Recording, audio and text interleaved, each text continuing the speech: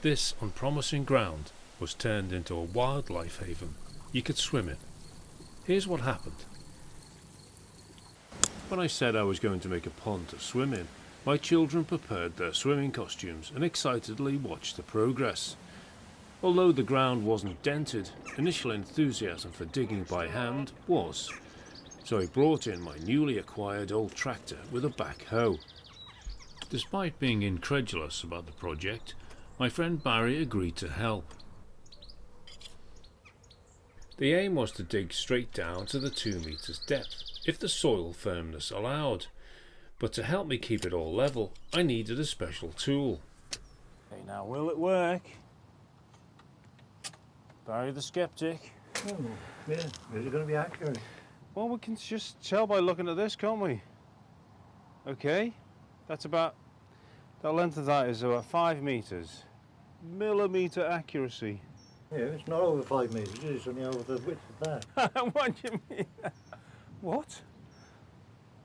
What, are you saying gravity is not going to work over this part of the pool, but it is over this part? It's going to be different. Oh, gravity is different in different areas, isn't it? Oh, my goodness. Of course, I have to remember Barry's in his 70s and is far happier with a rotating prism laser level. Barrow loads of mixed concrete were dropped in, levelled and smoothed flat. Sliding blocks down a scaffold board seemed clever until the weather turned too wet for dogs and the hole filled with a surprising amount of water. I'd not anticipated the speed a concrete block down a wet plank goes until I created what was possibly the world's first pond tsunami. The wave had caused a mini landslide, so with renewed haste we started to make the block wall. The wall is built up to around 1 meter high. Now I could use the tractor to shape around the pool, making what will be the planted area. The site was on a slope, so I repurposed some scrap. Insulation panels. They came from an old turkey shed. I thought I could just put these here and build up the earth either side, and that would form a retaining wall for me. I checked the predicted water level with the water level gauge and put insulation panels and sand on the floor. The whole pool is covered in a protective fleece underliner to protect the plastic pond liner. The 1 millimeter thick pond liner weighs several hundred kilograms, about the same as a donkey, and it's just as stubborn. There we go. Whoa, she's away. 10 men are recommended to drag the liner out, or a woman with a stick. Way, got one end. Folding the liner flat against the walls and floor involves some giant origami. It roughly, that's it, yeah. Fine tune it later. More fleece is laid over the planted zone, then concrete-filled sandbags are laid, capped with timber, to form a retaining wall around the swim zone.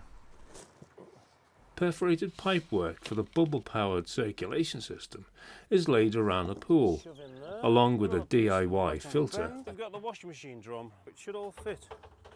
And now we've made a filter.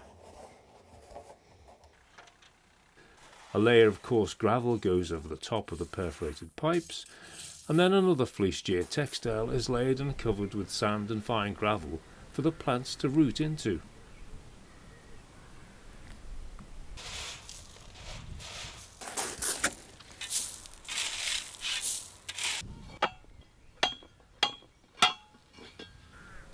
Rainwater collected from the roofs is the best water to fill the pool.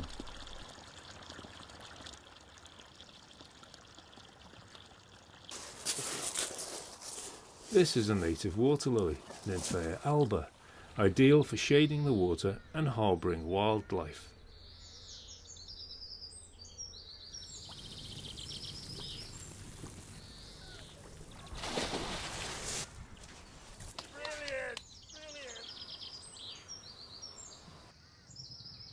Even from day one, the pool starts sharing its delights with children and wildlife. Wow, that's your first time.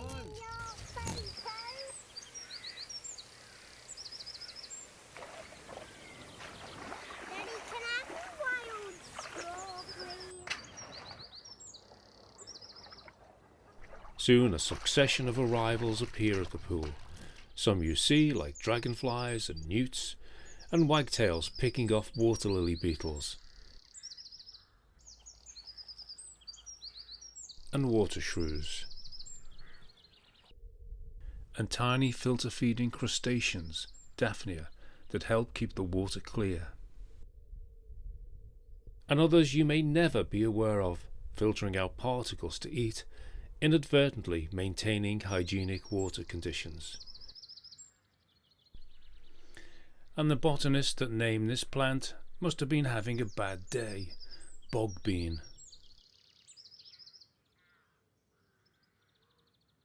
And around the margins, cuckoo flowers. And fringe lilies.